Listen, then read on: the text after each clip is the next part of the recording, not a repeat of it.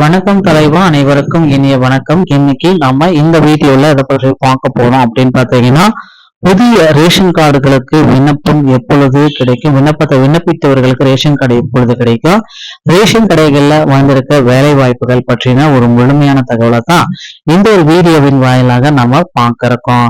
So மக்களே, நீங்க நம்முடைய சேனலை முதல் முறையா பாக்குறீங்க அப்படின்னா மறக்காம ஒரு சப்ஸ்கிரைப் பெல்ல கிளிக் வச்சுக்கோங்க. தமிழ்நாடு நுகர்பொருள் வாணிப கழகம் வாயிலாக ரேஷன் கடைகளில் காலியாக உள்ள விற்பனையாளர்கள் மற்றும் கட்டுநர்கள் பணியிடங்களுக்கு புதிய வேலைவாய்ப்பு குறித்து அறிவித்த தகவல்களை இந்த வீடியோவில் நம்ம பார்க்கிறோம். மொத்தம் 7000க்கும் மேற்பட்ட காலி பணியிடங்கள் உள்ள நிலையில இதற்கு 10ஆம் வகுப்பு அல்லது 12ஆம் வகுப்பு முடித்த தகுதியுள்ள நபர்கள் நேர்காணல்கள் மற்றும் சான்றிதழ் சரிபார்ப்பு மூலம் எந்தவித தேர்வுமின்றி நேரடியாக தேர்ந்தெடுக்கப்பட உள்ளனர். விண்ணப்பதாரர்கள் வருகின்ற அக்டோபர் மாதம் 9ஆம் தேதியிலிருந்து நவம்பர் 7ஆம் தேதி வரையிலான காலகட்டத்துல விண்ணப்பித்துக் கொள்ளலாம்.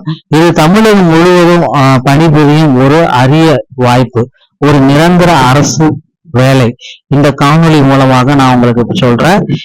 இதற்கான வயது வரம்பு, சமூக ரீதியிலான விண்ணப்ப கட்டணம், விலக்கு மற்றும் ஆரம்ப கால ஊதிய விவரங்கள் போன்ற முக்கிய குறிப்புகளை இப்ப அரசு பணிக்காக காத்திருப்பவர்களுக்கு வழிகாட்டுவது இந்த வீடியோவுடைய நோக்கம். சோ ரேஷன் கடை வேலை வாய்ப்பு இது ரொம்ப ரொம்ப முக்கியமானங்க. இதுல 2 கேட்டகரியில ஆட்கள் எடுக்கிறாங்க.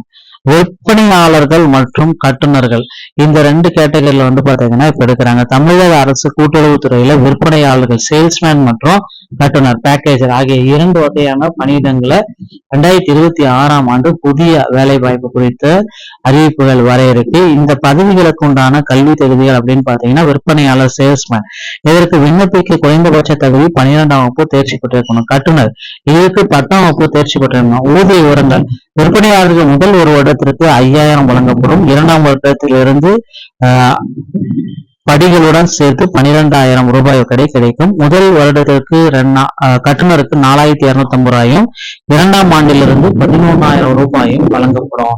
சோ விண்ணப்பிக்கிறதுக்கு ஏதாவது கட்டணம் அப்படின்னு பாத்தீங்கன்னா, விற்பனையாளர் பதவிக்கு விண்ணப்பிக்க 150, கட்டுநர் பதவிக்கு 100 நிர்ணயிக்கப்பட்டிருக்கு. SC ST SC மாற்றுத்திறனாளிகளுக்கு கட்டணம் எதுவுமே கிடையாது. பிற பொதுவான தகவல்கள் அப்படின்னு நம்ம பாக்குறப்ப இன்னும் மொத்த காலி பணியிடங்களுக்கு உண்டான ஒரு விளக்கத்தை அரசு தரப்புல இருந்து இன்னும் வரலைங்க. அதனால வெயிட் பண்ணிட்டு இருக்கங்க. அரசு தரப்புல இருந்து மொத்த காலி பணியிடங்களுடைய அப்டேட் பாத்தீங்கன்னா இன்னும் ஒரு சில தினங்கள்ல நமக்கு கிடைத்துவிடும். கிடைச்ச உடனே நம்ம அதுக்கு உண்டான அப்டேட்டை பார்க்கலாம்.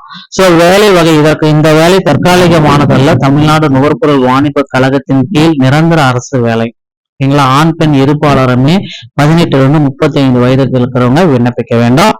விண்ணப்பதாரர்கள் அவர்களின் தகுதிகளின் அடிப்படையில் பட்டியலிட்டு நேரடியாக நேர்காணலுக்கு அழைக்கப்படுவார்கள். நேர்காணல் வெளிப்படை திறன் மற்றும் ஆவண சரிபார்ப்பின் அடிப்படையில் பணி நியமனம் வழங்கப்படும். விண்ணப்பத்திற்கான இணையதளம் அக்டோபர் 9 முதல் செயல்பட தொடங்கும் என்று எதிர்பார்க்கப்படுகிறதுங்க. நண்பர்களே, இந்த ஒரு வீடியோ பதிவு இதை பற்றி தான் விளக்குகிறது.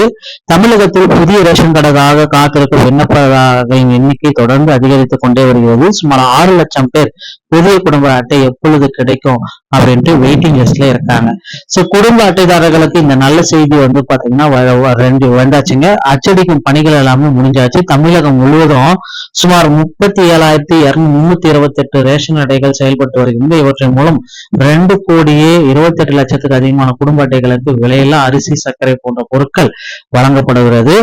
அத்தியாவசிய பொருட்கள் அனைத்துமே வழங்கப்படுவது ஒரு குறிப்பிட்ட ஒரு விஷயம். சுமார் 7 கோடி மக்கள் இதுல பயனடைந்து வருகின்றதும் அதுவும் ஒரு குறிப்பிட்ட விஷயம். அதே நேரத்தில் ரேஷன் கார்டு என்பது வெறும் பொருட்களை வாங்கும் அட்டை கிடையாது.